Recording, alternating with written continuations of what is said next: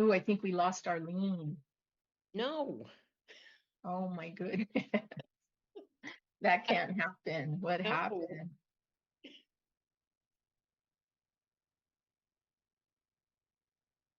I don't know what happened. Tina, when are you leaving town? Good morning, everyone. I believe we're live now. Is that correct? And we have somehow now lost one of the participants. Please keep an eye out for Arlene Juanico trying to enter back in. Somehow we've lost one of our participants. Good morning, everybody. My name is Tina Cordova. I'm joining from Albuquerque, New Mexico. I am here to introduce the concept of what took place in New Mexico 79 years ago when our government went about developing and testing nuclear devices here. Everybody, I think, is aware that the very first nuclear device was detonated in the desert of South Central New Mexico at a place called Trinity. And so today, I'm going to introduce that concept. I'm going to describe a little bit about how that test took place, what made it so fallout producing and so dangerous to the people that lived here. I am a native New Mexican, and I am the co-founder of an organization called the Tularosa Basin Downwinders Consortium. We founded the organization 19 years ago to bring attention to the negative health effects suffered by the people of New Mexico as a result of being overexposed to radiation from that first atomic bomb. With me today are Lois Lippman, a producer of a major documentary. I'll introduce Lois shortly for her segment, and also Arlene Juanico, who is a former uranium worker from the village of Powati in Laguna Pueblo. We are expected to go ahead and do presentations, and then at the end, we will open it up for questions. I'm somewhat unsure of the format about how that will work and whether the questions will be placed in the chat, but I would assume that that's what's going to happen. So save your questions for the end, and we will review them, I believe, in the chat, and then we will go from there. So my part of the presentation, again, is going to be focused on the testing at the Trinity site and the development of that bomb.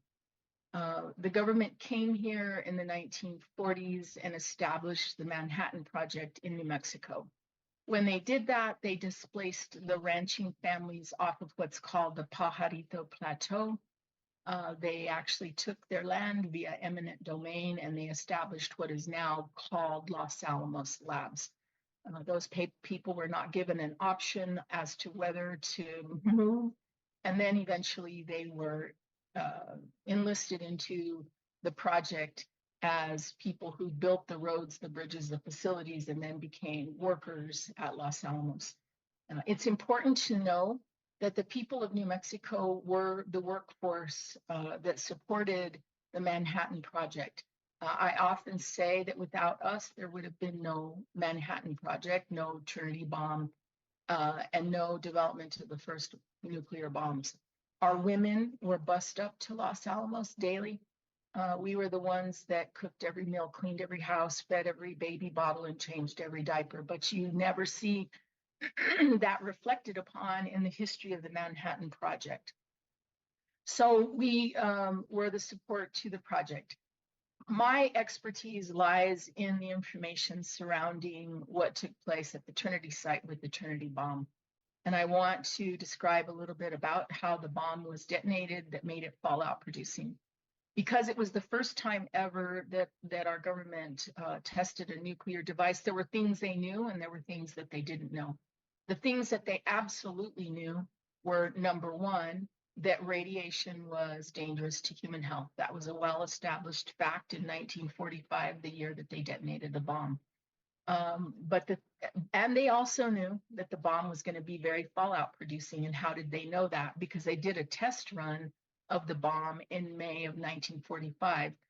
There's very little spoken about this, but it was called the 100-ton test. They used 100, what was equivalent of 100 tons of TNT. They detonated it out at the Trinity site. They laced it with radiation, and then they tracked where the radiation would go from that test. Obviously, the bomb at Trinity was much more significant in size and scope, but they already knew that the bomb was going to produce fallout and that that was going to be very dangerous. So they knew, number one, that radiation was dangerous to human health, and they knew, number two, that the bomb was likely going to produce fallout. What they didn't know, though, was exactly how much plutonium was going to be necessary, how much plutonium was going to be necessary. If I could ask for one moment, Arlene, you are logged in twice, and now there's a really bad echo. Thank you. They didn't know how much plutonium was going to be necessary to actually cause the detonation of the bomb. And so they overpacked the bomb with plutonium. They put a full 13 pounds of weapons grade plutonium in the bomb when only 3 pounds fissioned, which means an entire 10 pounds of plutonium was spread across New Mexico and beyond. The other thing that they didn't know is what would happen when you detonate a bomb, an atomic bomb, so close to, the Earth. They put the bomb on a platform 100 feet off the ground. And so the actual destructive force of the bomb, it intercepted the Earth, and then it took up an enormous amount of animal, plant life, and dirt, sand, etc., incinerated it because it produced 10,000 times the heat of the sun. And then it formed this radioactive cloud that just started to ascend further and further into the atmosphere. And eventually it passed the atmosphere and penetrated the stratosphere. They believe that that radioactive cloud rose somewhere between 40 and 70,000 feet into the stratosphere. Once that radioactive cloud ascended in that fashion all the way into the stratosphere, the radiation then was able to travel all around the globe. But for certain, what happened afterwards is that it produced a radioactive ash that fell from the sky for days afterwards and basically irradiated the entire area surrounding Trinity. That radioactive ash became part of our environment. And let me talk now about why that's so significant. So in 1945 in New Mexico, we didn't have running water. We depended on the rain that fell from the sky, and we collected it in cisterns. We also were very dependent on the lakes, the rivers, the streams, the ditches. We have open ditch systems in New Mexico, and we use those ditches for everything. And back then we used that water for a variety of different things, but definitely the water that we collected in our cisterns was used for drinking purposes and cooking purposes and bathing and cleaning purposes. And now that water was completely contaminated. July, when they detonated the bomb, is what's called our monsoon season. It's when we receive the major part of our annual rainfall. And the day of the blast, they actually had a break in the weather. So there was these major thunderstorms that evening, and then there was a break in the weather in the morning predicted by the meteorologists that were assigned to the test, and they detonated the bomb, and then there was a major rainstorm afterwards. That major rainstorm likely brought down the largest particles of radioactive debris, and now that became part of our water source. The other thing to note is that in 1945, we did not have electricity in most of these small towns that surrounded Trinity. Because of that, we didn't have refrigeration. We had no grocery stores. We had mercantile stores. And in those mercantile stores, you could buy things like sugar, coffee, flour, rice, cereal, but you couldn't buy milk. You couldn't buy any dairy products. You couldn't buy meat. You couldn't buy produce. All of those things were produced by families, by their own means, at their own homes. And so now our complete food supply was contaminated. The cattle, the goats, the sheep, they were all grazing on grasses now that were contaminated. They were also drinking water that was contaminated. Everything we grew was now contaminated. And there's essentially three ways that you are exposed to radiation. There's through inhalation, which as this ash fell from the sky, there were particles that were light enough to be inhaled as you took in a breath. There's absorption through your skin. And I always tell people, imagine if you can't turn on a water spigot because you don't have running water, you don't bathe as often. And so whatever radioactive fallout settled on your scalp or on your skin likely stayed there for a number of days before you could bathe and wash it away. And then there's ingestion. And I've already described how our water source, our food source was heavily contaminated. So what has been the result of that? The result of that has been that for 79 years now, people have been dying. Our government never warned us before or afterwards. They left us living in this radioactive waste without any description of what that meant. They never came back and said, these are ways that you could protect yourself. They never came back and gave us a warning so that we might choose to move away. And people have been dying for 79 years. We also, and I'll describe in a moment what that has meant for my family, but we also now know, because it's well documented and we've researched it and collected the data, that in 1945, in those months directly after Trinity, after a 10-year decline in infant mortality in New Mexico, we went from losing something like 30 babies per thousand to losing over 100 babies per thousand. This is likely as a result of these babies who were in utero at the time of the test or born in those months after the test. They were exposed to high levels of radiation. Your exposure is also a factor of your body mass. So the smaller you are, the larger the dose. And these babies just absolutely could not overcome the radiation dose they received.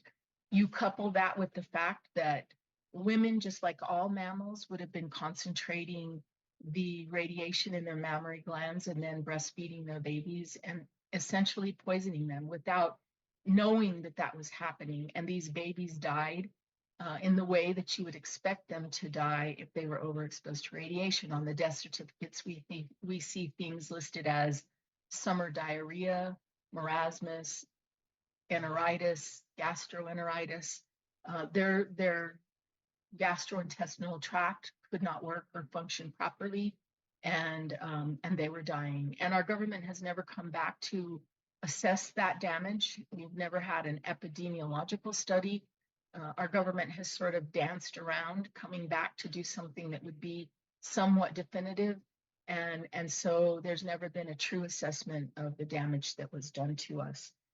In my own family, I am the fourth generation to have cancer since 1945. I was diagnosed with thyroid cancer at the age of 39. And the first thing that they asked me was, when were you exposed to radiation? The village I grew up in is 45 miles the way the crows fly from the Trinity test site. My dad died from cancer. He was 4 years old at the time of Trinity, drinking mass quantities of fresh cow's milk and dipping water out of the cistern for sustenance. And my dad developed two distinctly different oral cancers without risk factors. My dad didn't smoke, rarely drank alcohol, never used chewing tobacco, had no viruses, and he got two distinctly different oral cancers separated by a span of 8 years. In between that, he got prostate cancer. There's no way to describe the suffering that I actually watched my dad go through. He went from being this very strong, capable, vibrant, handsome man to being reduced to somebody who weighed less than 125 pounds at the time of his death, somebody who depended on a feeding tube for many years at the end of his life, somebody who had to learn how to speak and swallow after the first surgery to remove parts of his tongue. It was horrendous. Both my great-grandfathers that were alive at the time of Trinity died in 1955. Both of them died in 1955 of what was called stomach cancer. We'll never know for certain what they had because diagnostic techniques were not available back then. There was no treatment for them. Certainly, they were given morphine and sent home to die, and they died. Both my grandmothers had cancer. My mother's being followed for a tumor. My only sister has had cancer. My mother's sister died from cancer. My dad's sister was recently put through cancer treatment. Her son now has cancer. I have another first cousin who had a brain tumor, brain cancer diagnosed in our 20s. We were told it was such a rare tumor that only a handful of people in the whole world had the tumor that he had. And now, unfortunately, I have a 24-year-old niece who was diagnosed with thyroid cancer at the age of 23. She has had multiple surgeries and has gone through a lot of, she's had a lot of problems. Her life has been upended. She wants to do the same thing all normal 23-year-old 23-year-olds want, and that's to finish her final year in college and become a productive young person. And she's now been robbed of a future free of wondering about what's going to happen next for her. And what I can tell you is, amongst the people here in New Mexico, many of us don't wonder if we're going to get cancer. We wonder when it's going to be our turn and who's going to be next. Later on during our presentation, I will speak about the Radiation Exposure Compensation Act and where we're at with that now. But to tell this entire history, we have to recognize that in New Mexico, we have the cradle to grave process taking place here. And the cradle is the opening up of the earth and the extraction of uranium. In New Mexico, across the Navajo Nation, Laguna and Acoma Pueblo, they extracted 32 million tons of uranium, 32 million tons. And we have somebody with us today who's going to speak about her own experiences. Joining us is Arlene Juanico from the village of Powati. She grew up living less than 1 mile from the largest open pit mine in the world. That mine remains unremediated. Arlene worked in the uranium industry. Her husband, Larry, worked in the uranium industry. They are what are referred to as post-1971 uranium workers. The Radiation Exposure Compensation Act does not extend to them. And I am grateful that Arlene is joining us today so that she can share for herself and for her people what it has been like to live so close to a uranium mine and also to work in that industry. Thank you, Arlene, for joining us. Good morning, all. My name is Arlene Chermayo Waniko, and yes, I am from the village of Powati in Powati, New Mexico, located on the Pueblo of Laguna Reservation out in New Mexico, which is about 70 miles west of Albuquerque. And to start my story is that the Anaconda, at the time, the Anaconda Jack Pile mine, which was operated by the Anaconda Mining Company, started back in 1952, and it went over the course of changing operations, and the mine closed in 1982. During my lifetime, I've lived in Powati Village, which is about a mile from the uranium mine, which was once, yes, the largest open pit uranium mine. And our daily life was Monday through Friday. They blast it. As you can see back here, they blast it 2 times a day, 12 o'clock and 4 o'clock. So during that time, if we were not in school, we would have to try and cover whatever is out in the open, like dried meat, dried vegetables, whatever our mother was having out to dry, or try and get down our clothes before the dust came. And depending which way the wind blew, we would get most of that uranium dust within our village, which is only a mile away. So we were plummeted with the uranium dust Monday through Friday, 12 to 12 and 4 o'clock. And during that time, I believe nobody ever told our elders the dangers of radiation exposure. And if they did, I'm sure the interpretation our elders didn't know or didn't understand the dangers of radiation, because if they did, I don't think this uranium would have opened. Going forth, I started working as a truck driver back in 1975. One day I was going to school in Albuquerque. I was hoping to be a court reporter. I went home for a break, and at that time we were having dinner, and there comes a man that was recruiting. He was going door to door because I guess they needed workers. And he was recruited, and he came and he was telling me about what working at the mine would help me with. I was a single parent, and he was telling us what kind of money we could make, and no dangers. No, he didn't tell us about the dangers of radiation. And he told us, how good it would be to make money. And me being at that age, raising a son, I went for it. My mother told me, no, Arlene, just stay in school. It's going to help you. But at the time, I needed the money. So I quit going to school, and I went, got hired as a truck driver. My first day, they, of course, orientated us, gave us our so-called equipment protection, our PP, personal protective gear, which consisted of a hard hat, earplugs, a face mask, which probably wasn't standard up to uranium mining, and earplugs and gloves. That was our protective gear. So that's how I started out. And during the 7 years I worked there, not once did they ever tell us about the dangers of radiation. We had no lunch room. So wherever the loader stopped, we stopped. We had no place to eat, so we ate on the berms, the uranium berms. Again, nobody told us that. We ate in the buckets of a loader just to stay out of the sun.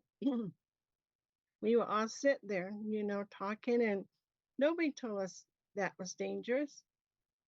And one day, well, there's several days, as we were going by, there was these guys coming from, they must have been the higher ups, because they were testing how high, testing the ore. Is it high? Is it low? But what I noticed then was that they were all in Tyvek suit from head to toe. They were covered because they knew what the dangers was. And they were always walking through the berms, testing the ore, but yet they were all covered with their safety gear. And here we were laughing at them because they look funny. But now, I always say, who's laughing now? It sure ain't us. It sure ain't me. My husband had been diagnosed with pulmonary fibrosis. I'm next. What is going to be our health care? We have no hospital nearby. The nearest hospital we have is in Albuquerque, which is like 70 miles east.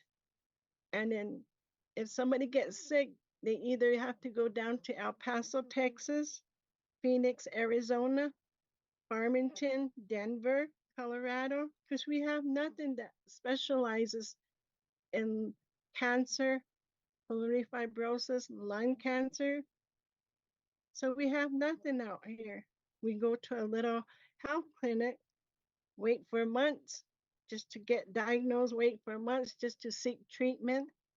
And by that time, it's too late for our tribal members. It is too late, and they get flown out. They get flown out to Albuquerque. They get flown out to El Paso, Phoenix, Denver. Half the time they die alone because family don't have the money for transportation to be near them. We have so many people that have died alone.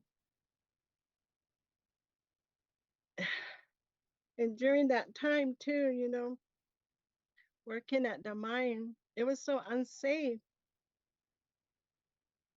Our equipment they were old, maybe 30 years old by that time too. Half the time we were told at one time is that if your brakes fail, go to the nearest berm. And one of my coworkers, that's what happened to her. She didn't know what to do and she went over, but she survived. But there's so many things in our family. In our village right now today, there are so many people walking around with oxygen tanks. They needed that air because their lungs are contaminated. They're sick. Our people are sick and dying. But yet there's nothing we can do. We try to seek help for them, but there's nothing. My father died of pulmonary fibrosis. My younger brother, he worked underground. He died of cancer. My grandmother, she never went anywhere. She stayed in that village till the day she died. And she died of leukemia, cancer. I had a 42-year-old nephew that recently died of kidney cancer. And that's just from breathing that air because we are so contaminated in Puwadi, along with our neighbors, the Spanish land grants. There's Bibo and Cebueta right next to us, maybe within 20 miles. And there's Cabero, within that 50-mile radius that they talk about, the radiation can be.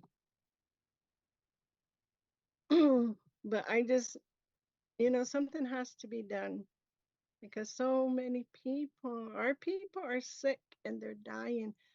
I don't know what else to say about it, but that is the truth, that we are sick and we are dying because of the radiation exposure. Even with that, with the blasting daily, our homes were damaged. My parents' homes was damaged, cracks in the wall, and it's like the company only put a Band-Aid on it to last for a while. Down the road, those cracks came back, so my father had to redo it himself. They didn't compensate.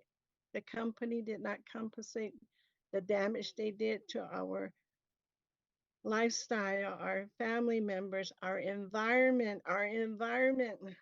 Right now, if you can see behind me, we're still living like that. There's the uranium, the open pit mine. I put pictures out in the portals that you can probably see. If you can imagine living within a mile from the largest open pit mine, if you can imagine seeing our people walking around with oxygen tanks, imagine our people being sick. That's the main point of this interview, is to let people know how the company's damaged. They got what they wanted and they left. We're still in the same position as we were back in 1982. We don't know. I'm sure they take radiation testing, and there's hot spots here because we're in that Superfund that we were the third one, but yet nothing's really been done. They cover it up, yes, but as we know, radon is always forever. So that is my story, and thank you for having me. Thank you so much, Arlene, for sharing your history, your personal history, and I know it's not easy to discuss these things, and we are so proud of how you have always stood so strong in relaying the message of what you personally went through in your family and what your people go through and what they continue to go through because our government has abandoned those 1,000 uranium mine and mill sites all across the Navajo Nation, Laguna, and Acoma Pueblo. We appreciate your sharing with us, Arlene. Our next presenter is Lois Lippman. Lois Lippman is an award-winning documentary producer. Lois has a history of having worked in that industry for her entire career. Lois lives in Santa Fe now and became aware of the issue of the downwinders and uranium workers through living here. And she has now dedicated at least 10 years of her life to following us, to recording us, to basically living amongst us, and to producing this amazing award-winning documentary that she's going to speak about. I like to say, and I say it all the time, that without Lois Lippman and her time, talent, and treasure, this story would remain pretty obscure. But now people know about it from one coast to the other, because as Lois's film has been screened at film festivals, people have become aware of this history and have joined with us in this fight for justice. And so it's my pleasure to introduce to you Lois Lippman, who's going to speak to you about her award-winning documentary. Thank you, Tina. I'm so honored to be among these women and other women too, and they are giants, and it has been so meaningful to be able to spend my time making this film that tells such an important and urgent story that has been ignored. And to have the potential to make a film that truly can have impact for justice and for compensation and apology, a big one by the government, and acknowledgement of this American tragedy that our military and our government and our scientists walked away from or ran away from because they knew that it was dangerous. They knew what they had done, but they said nothing. And it took 65 years before there was ever a word about the consequences of the Trinity bomb. And even that word was buried in a CDC report that came out, where there had been authorization to release top secret documents about radiation exposure in the state of New Mexico. And really the concern had been by families of the labs for radiation exposure in Los Alamos and the Native women right next to Los Alamos because of all the death and dying people there. But what they discovered was an additional bombshell that had been covered up, which was the consequences of the world's first nuclear bomb called Trinity. Oppenheimer's bomb that was detonated as close as 12 miles from Hispanic and Native people. And within a 50-mile radius, there were 13,000 people. And within a 150-mile radius, there were 500,000 people. So backtracking again, I had a career as an award-winning maker of programs for CBS 60 Minute, making international programs around the world because I was living in London, and then for the BBC. And we were always looking for important stories that would teach us something or help to improve the way we live our lives. I decided to take a year off and had fallen in love with New Mexico, seeing it because we were filming there briefly for the BBC. And I moved to Santa Fe and, of course, was attracted, as so many people are that move here from other places like California and Texas right now, because it is so very, very beautiful in New Mexico. And additionally, there it is so rich culturally because there's a mix of Anglos, Hispanic people, and Native people, and you see the art and you celebrate these cultures, and it looks like everybody has rich lives. And it was after I had lived here for a while that I was pretty horrified to discover that the world's first nuclear bomb was detonated not so far away, and that these people were dying and had been dying since shortly after the bomb. I understand it takes 10 years before the cancers really develop in people. And it was so, if the bomb was in 1945, it was 1955 when the cancers really started showing themselves.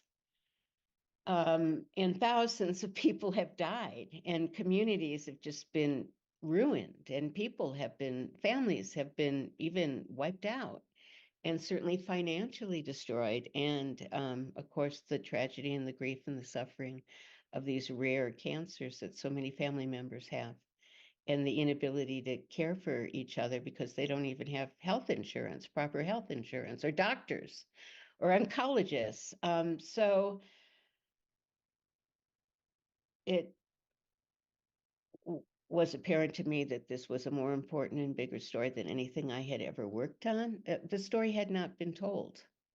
I mean, the first time there was any reference to this story was in 2010, and that was, can you believe it, 65 years after the bomb.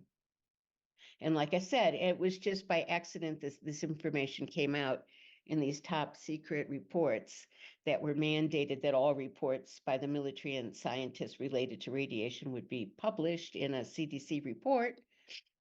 And suddenly we learned about Trinity. Well, the people who read the report, because that report was buried. But there was a journalist who was really dogged in meeting the downwinders and learning about the impact, Dennis Carroll. And the first story that was ever published was in the Santa Fe New Mexican in 2010. But it just didn't make enough impact. So there were a lot of false starts of different local volunteers and filmmakers, students, and so on, and Dennis trying to make a documentary. Ultimately, I made a commitment to use my money, my resources, and my time to tell this story, and to make a great film, because you can't just, make a video and get it noticed. It's incredibly competitive to rise to the top where the film is actually going to be seen across the country.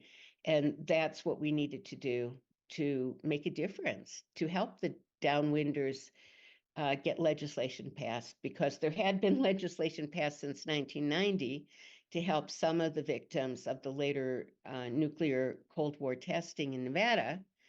But shockingly, it's hard to believe that the victims of the people impacted by the world's first nuclear bomb, the Trinity bomb, were left out of the compensation.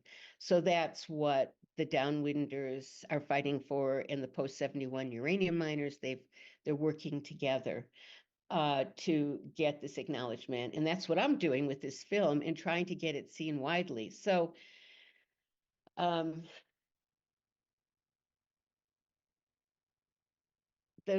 I had ultimately, I mean, there were a lot of, shoestring attempts to make this film, but ultimately when I committed to put resources into this and really try to make a great film with,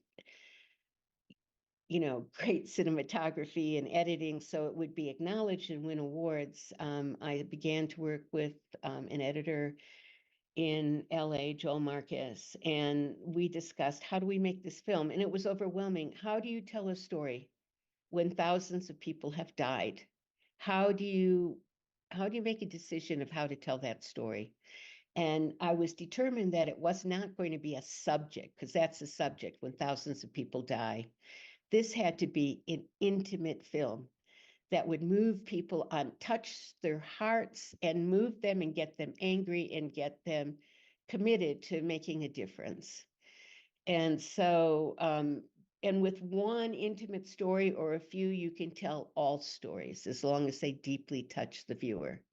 And then I was privileged to meet Tina Cordova, and it was very clear that through Tina, we could tell this story, and Tina would be the vehicle. We would follow Tina like following a train ride. We would follow Tina's awareness and her fight, because initially Tina was fighting for her family and her community in Tularosa, this small town, as Tina said, what is it, 35, 45 miles from the Trinity detonation, where every family member was losing family members, children, parents, nursing them. I went there on a Sunday, I've spent a lot of time there, but I remember the first time I just sort of randomly went there by myself on a Sunday, after church had been, was over, one of the services, and I just started approaching people on the sidewalks and outside of homes and asking them if they have had cancers in their home and how they've been impacted. And every single person I met just had this devastating story of rare cancers and nursing their loved ones and having no help. I mean, it was just heartbreaking and unbelievable that this community had not been helped by our government or by anybody. And then I followed Tina as she goes to other communities. And it turns out that this story is repeated everywhere in many, many communities. And ultimately, Tina, I followed Tina, the film follows Tina as she meets the women, the communities of the post-71 uranium miners in Laguna Pueblo, and Arlene and Loretta, and they decide that let's speak with one voice to try to get acknowledgement from Congress. It is so hard to do that. And if we speak with one voice rather than having separate missions, we'll be more powerful, we'll have a stronger voice, and it'll be more likely we'll be heard. So my film has followed these communities and these women, primarily it's women. And in addition, it celebrates the beauty of where they live and the richness of their culture and their music and their food and their courage and their beauty. And in the end, it's a film that is having impact. And it took 8 years to make the film. And it's incredibly expensive to make a film of this quality. And I kept waiting, thinking that, just initially filming the least amount that I needed to record historic moments, assuming that a big network or a big filmmaker with a lot of money would come in and take over. But this never happened. So I just kept going. And I mean, ultimately, we have a great and important film. But now it's just as hard to get distribution. Oh, I have to backtrack. So we've screened now at 16 festivals, and we've got quite a few that we will be screening, and we get invitations all the time to screen at more festivals.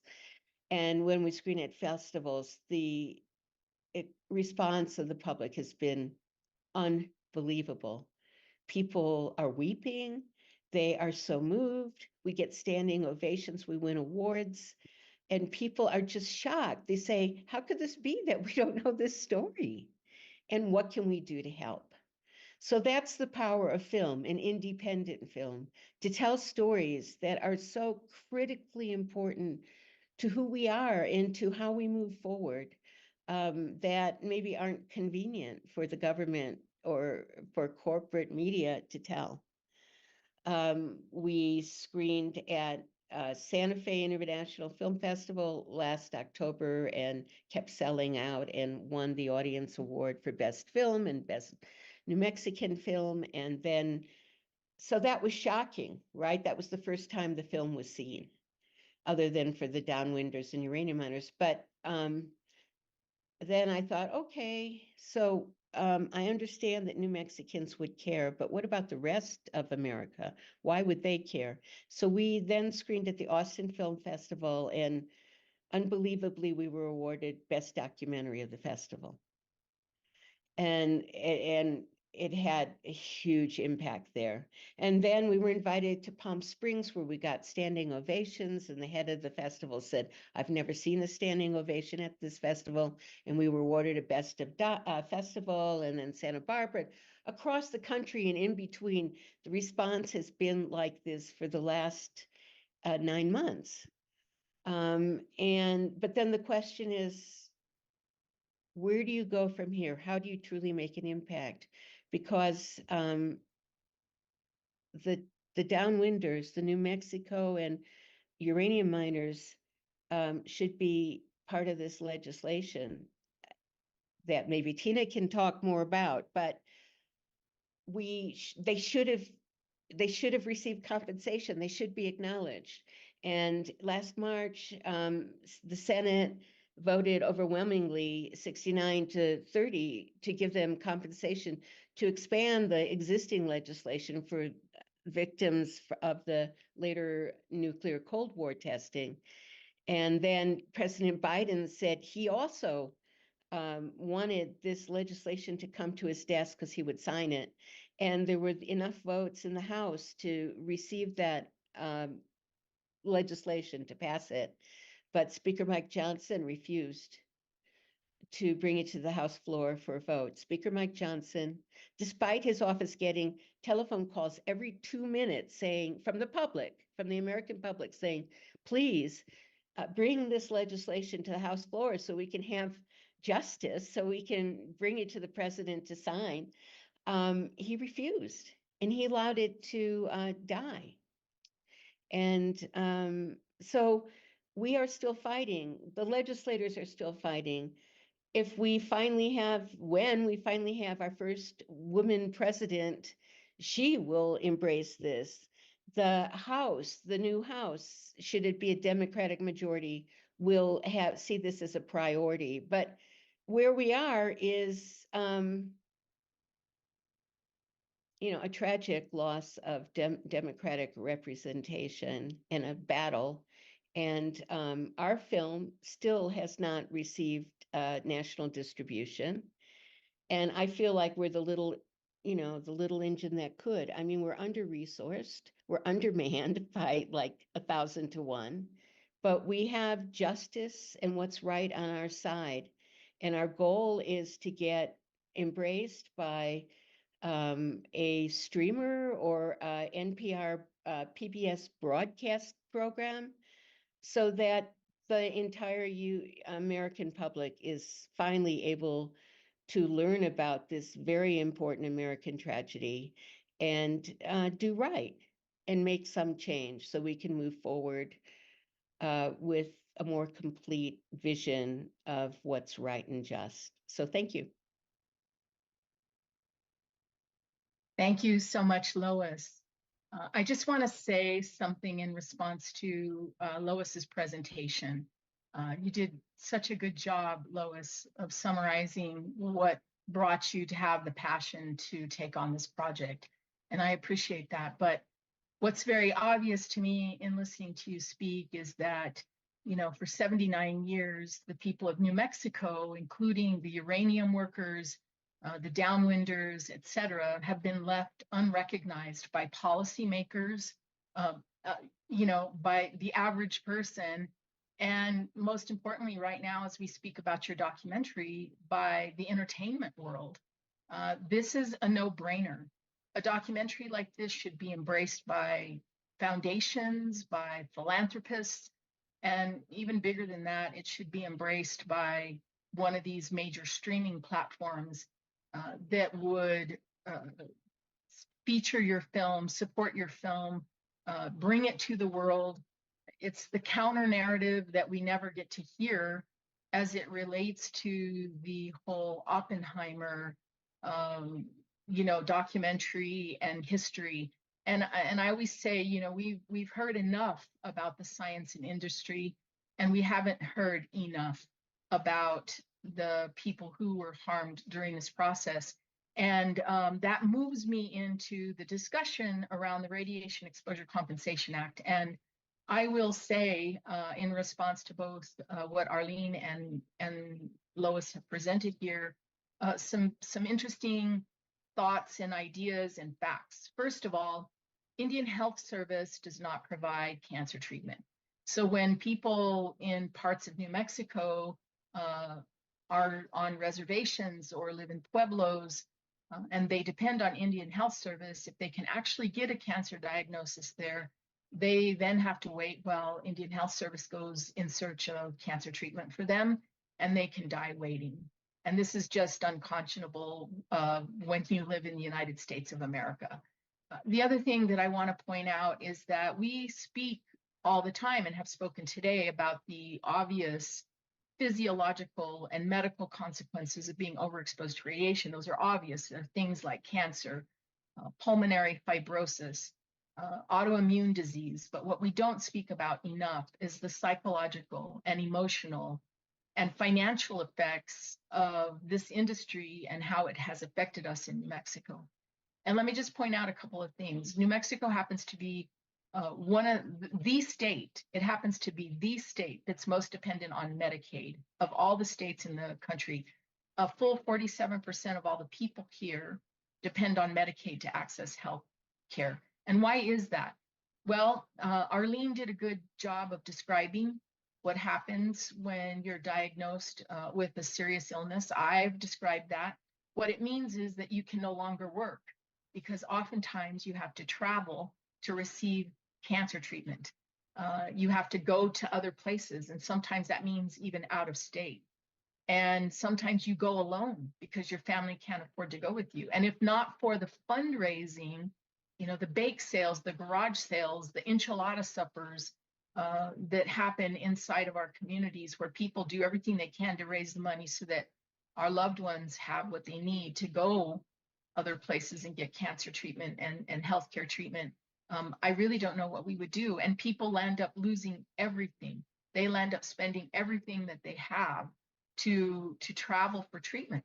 And what I hear all the time goes something like this. I had a good job. I had medical insurance. I had retirement. My wife and I were looking forward to someday traveling, helping our kids go to college, maybe helping them buy a home. But I always had this nagging ache in my belly, and I ignored it. And then, because there's no doctor where I live, there's no medical facilities where I live. And then my wife made an appointment for me to see a gastroenterologist in a town 100 miles away. And I went, and they did some tests, and now they've told me that I have stage 3 colon cancer. And they've sent me to an oncologist in El Paso, Texas. And I have to drive there 5 days a week to get chemotherapy. And at first, I was able to maintain my job and keep my health insurance. But there was just no way that I could sustain that. And I had to quit, and I lost my health insurance. And I've spent all my retirement on the co-pays, the co-insurance, the deductibles, the medications, the travel. I've maxed out 3 credit cards. We've taken out all the equity in our home. And now my kids are sending me Visa gift cards so I can buy gas to get back and forth. And most days I just wish I would die so I wouldn't be a burden to my family anymore. And those are the financial effects. What that means is that we never have an opportunity to develop generational wealth. We never have an opportunity to help our children go to college. We have no opportunity of helping them buy a home. And now New Mexico is one of the states carrying the highest medical debt of any place in the country. We have a little over 2 million people here. We're carrying $881 million, $1 billion in medical debt. These are not sustainable equations. And we know, because we've collected well over 1,500 health surveys from people through a voluntary process. It's a random sampling. We know because we ask the question, how do you access healthcare? What has this meant for you financially? And it's devastating to read these health surveys and to realize that people are thrust into poverty because they spend everything that they have trying to take care of their health. Is this okay? This is absolutely not okay. And that's why Lois's film is so important to telling this history, because for the first time ever, we have, this vehicle called a documentary to inform people all across the country that would help us to push our congressional delegation forward in passing what's called the Radiation Exposure Compensation Act. So where are we? 34 years ago, our government set up this fund to take care of the pre-71 uranium workers and the downwinders who live in certain counties of Nevada, Arizona, and Utah, who were downwind of the Nevada test site. So after they tested in New Mexico, they tested in the Pacific Islands, and then they brought the testing to the mainland and tested at the Nevada test site. They completed over 100 above ground tests there. They had monitors in place when they did the testing at Nevada, so we know where the fallout went. We know what states were affected. It was other states besides Arizona, Utah, and Nevada. It was New Mexico. It was Idaho. It was Montana. It was Colorado. It was Guam when they did the testing in the Pacific Islands. And so the Radiation Exposure Compensation Act was very arbitrary in how they chose the communities to be taken care of, and it has never gone far enough. And we've been fighting now for 14 years. For 14 years, we've had bills entered into Congress. And as Lois mentioned, this year has been the most successful for us because we got this overwhelming bipartisan support for RECA in the US Senate. And because we have a president who, for the first time in the 19 years that I've been doing this work, a president actually acknowledged our sacrifice and suffering and issued a statement of support. But we have one very powerful US member of the House. His name is Speaker Mike Johnson, and he has refused, even though we're told we have the votes, to bring this to the floor of the House for a vote. So how can people become engaged in this fight with us? Well, they can start calling Mike Johnson's office, and his number is 202-225-4000, 202-225-4000. He represents all of us in serving as Speaker. So anyone can make a call, and don't make a call just once, call every day and tell his office that this is an issue of vital importance to you as an American citizen. He will say that it's going to cost too much to do this. And imagine how obscene that is for people like Arlene and people like me and people all across the American West and Guam that have suffered for so long. Imagine how obscene that is to say that it's going to cost too much. We're tax-paying American citizens, and we were bombed by our own government. We were never warned before or afterwards. And we have been paying the price, the high price we've paid with our lives and with our financial security for all these many years. It is time for Congress to atone for the irreparable damage that they've done to us. I say all the time, we live in a country based on law and order. And you and I could not go out there and irreparably harm people, recklessly, irreparably harm people. And then when we're held to account, simply say, oh, well, I may have done that, but it's going to cost now to take care of it. That would never fly in the face of law and order. And it should not be acceptable now for our Speaker of the House to simply say it's going to cost too much and brush us off like we count for nothing. At this point, I just want to say that starting September 23rd, a group of us will be traveling to Washington, D.C., a group of indigenous people from the Navajo Nation, Laguna, and Acoma Pueblo will ride a bus all the way to Washington, D.C. Close to 60 people will be on that bus. They are coming there to, in their own way, in the way that they honor the Creator, to appeal to the higher power and to the powers that rule in Washington, D.C., to do the right thing by us. And so we're looking forward to an opportunity to be in D.C. the week of September 23rd. And we will, in prayer and in song and in ritual, we will raise our voices to a higher power to ask for help. At this point, I just want to ask if there are any questions. We are coming to the end of our time, and we are glad to entertain any questions, comments, anything like that that anybody from the audience would like to share with us.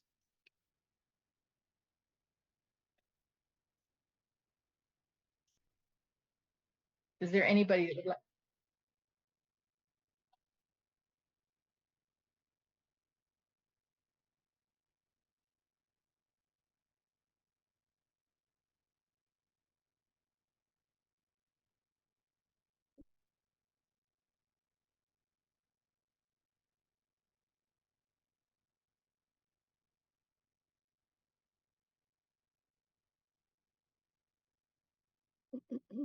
15 minutes. So let me ask a few questions of our panelists. Arlene, can you describe, and I know you've done a little bit of this during your presentation, can you describe for people what happens in your community when somebody starts to get sick and they have to depend on Indian Health Service?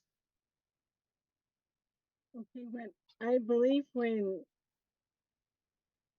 they start getting sick, they go to the IHS, which was a clinic. It used to be a hospital, but due to government or whatever, it went to 638, where each tribe is maintaining their own hospital clinics now.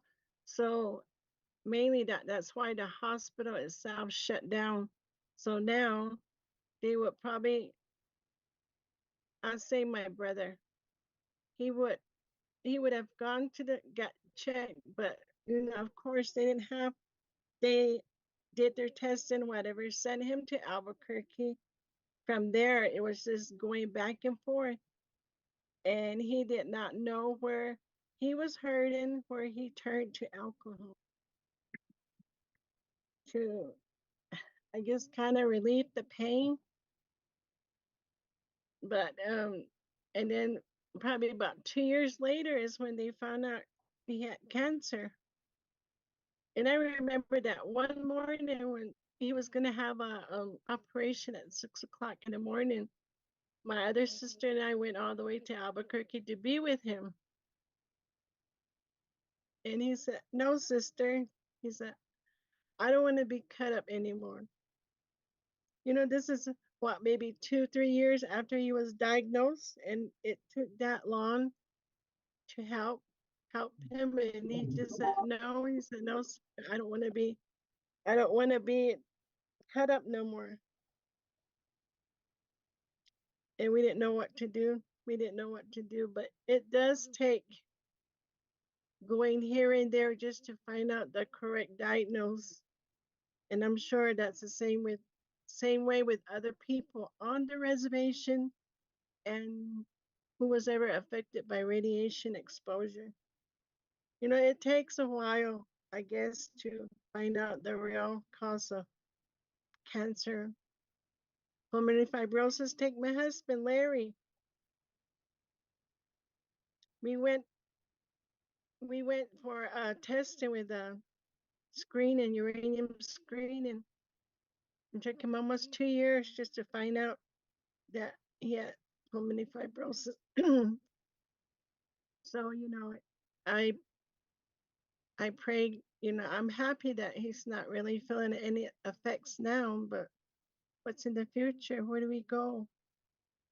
Who do we go see? Except from the referrals of the now clinics that we go to. So it's a timely thing. And I'm sure those that have the correct insurance that they need it the process would be much quicker than us depending on what we have due to our money situations. Arlene, there's a question about how people can support the bus trip. Can you tell us what the GoFundMe site is for people to go and make contributions? Yes, it's called the CUFFED, CHUFFED.org. That's that's where there's it's almost like the GoFundMe, but that's what it's called, CHUFFED.org.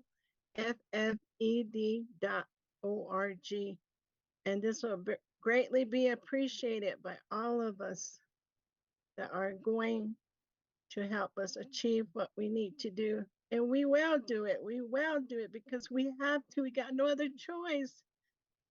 I don't know what it's going to take for this man to realize, how can he go to sleep at night knowing how many people are dying, how many people died that day. How can a person be like that? He's working for us, the American people, or that's what the government's supposed to be doing, working for the people. How can he don't know us. We're trying to get to him so he can know us. maybe he might have a different opinion of us, a different view of where we come from, because we helped during the nuclear war. We helped. We're part of it. The Cold War patriots, as they called us, not knowing the dangers, not knowing what it's going to do to our land, our environment. That is so frustrating about the government.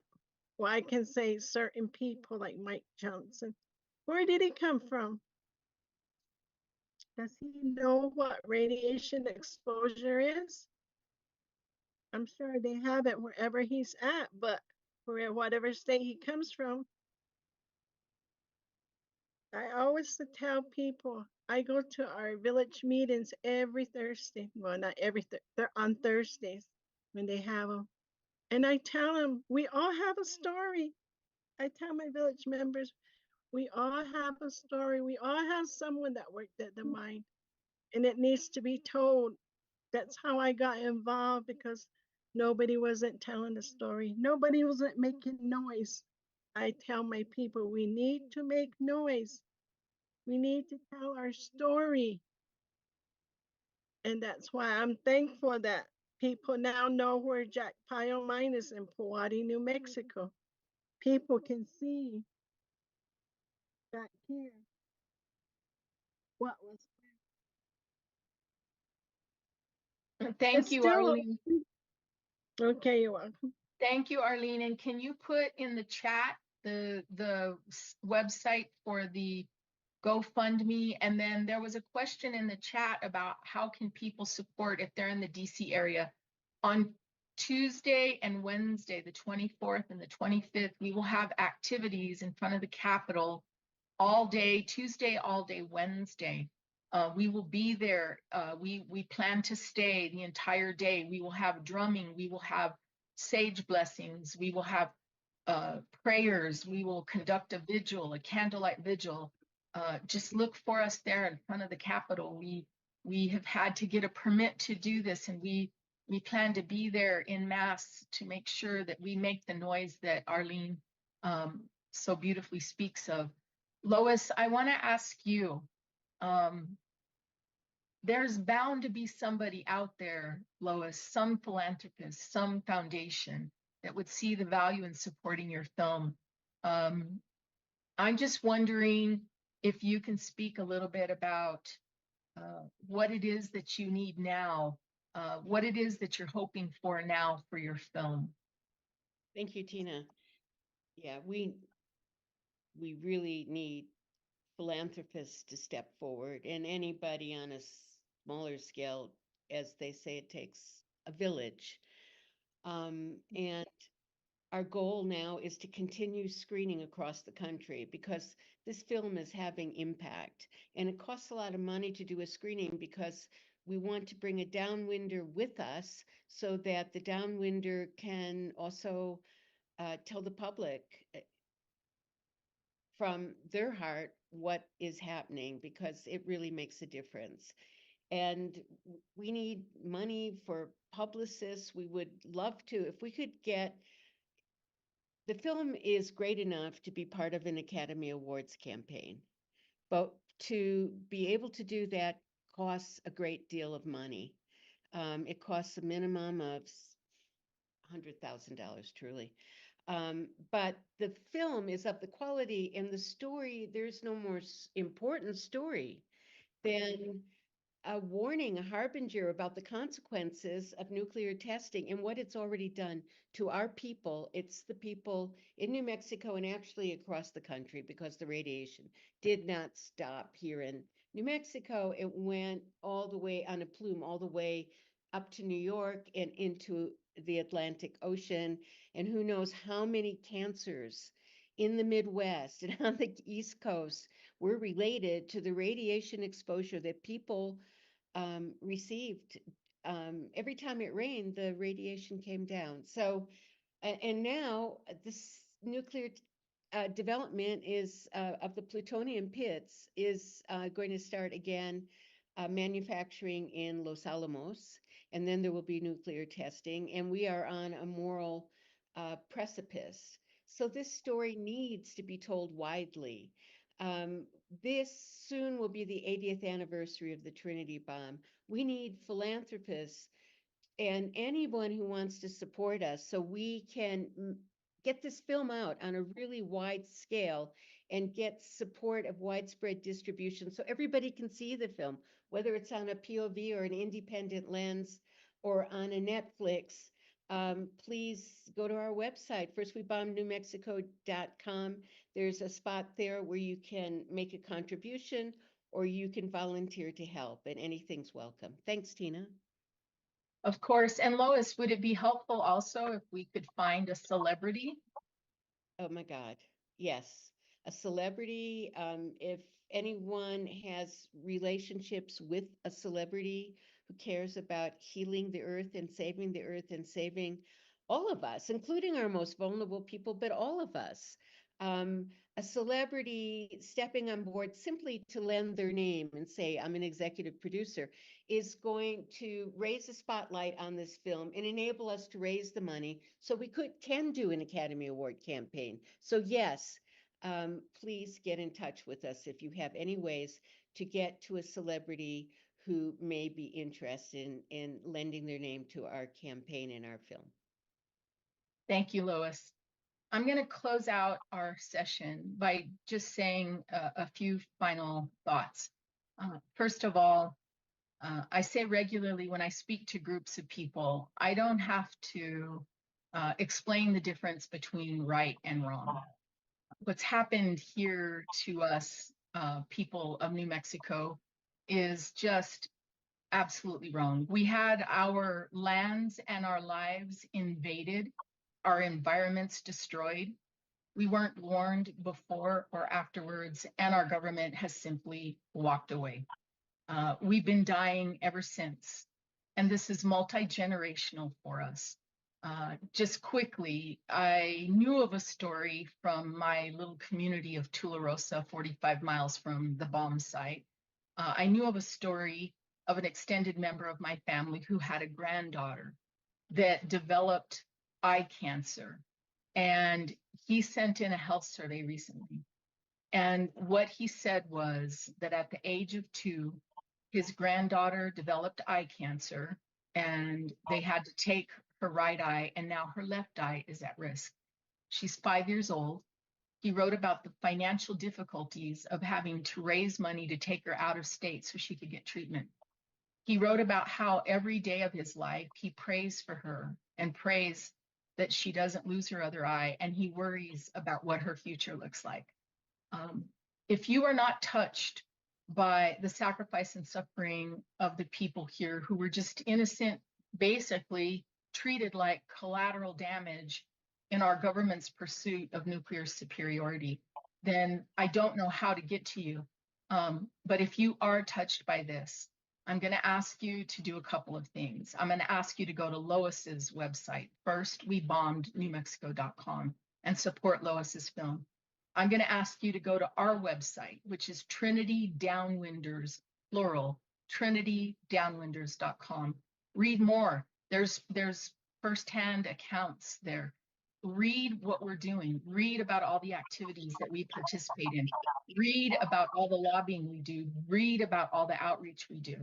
Join with us. Become an active member of Lobbying Congress with us. Reach out to Speaker Johnson. Make sure he understands that this is an issue of justice for you as an American citizen. I want to thank you for your attention today. I want to thank you for all that I know that many of you will do now to support what our efforts are.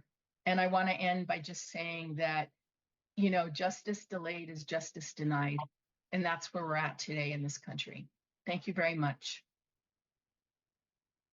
Thank you too for listening. Thank you, Tina.